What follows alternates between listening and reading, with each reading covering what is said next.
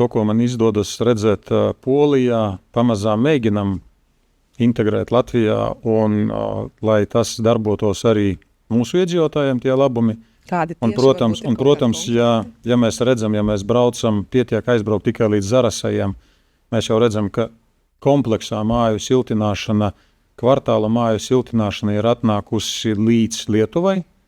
Šobrīd pēc jaunās programmas arī ir atnākusi līdz Latvijai.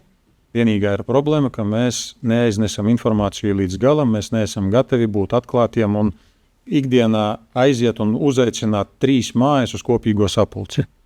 3 mājas kopīgā sapulce, tie ir 180 cilvēki. Vai kāds no šī brīža uzņēmuma vadītājiem ir gatavs iziet ārā un parunāt no sākuma 3 stundas par iepriekšējiem 5 gadiem, cik viss bija slikti, kāpēc vienā dzīvoklī ir 14 grādi, kāpēc otrā dzīvoklī ir 26 un ka nekas nav darīts? Tas ir jādara. Ir vienkārši jāiet, jāuzklausa, un vēlāk ir jāpiedāvā risinājumi, ko uzņēmums, ko pārvaldnieks ir spējīgs veikt.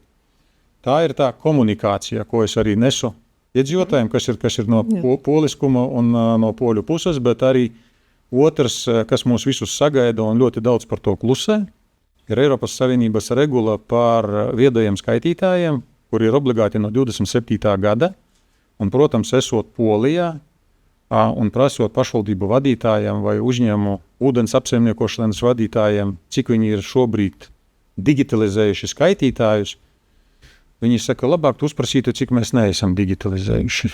Tāpēc, ka 96% ir viedie skaitītāji un tikai 4% ir parastie skaitītāji. Mēs, diemžēl, vēl esam tālu no šī, bet tanī brīdī, tad, kad atnāks Eiropas Savienības prasības un regulē būs jāiedarbojas, tad varbūt būs arī, mēs šobrīd jau ejam pie risinājuma, mēs meklējam risinājumu, bet vai būs pārējā Latvija vai Latgale tam gatava, es nezinu.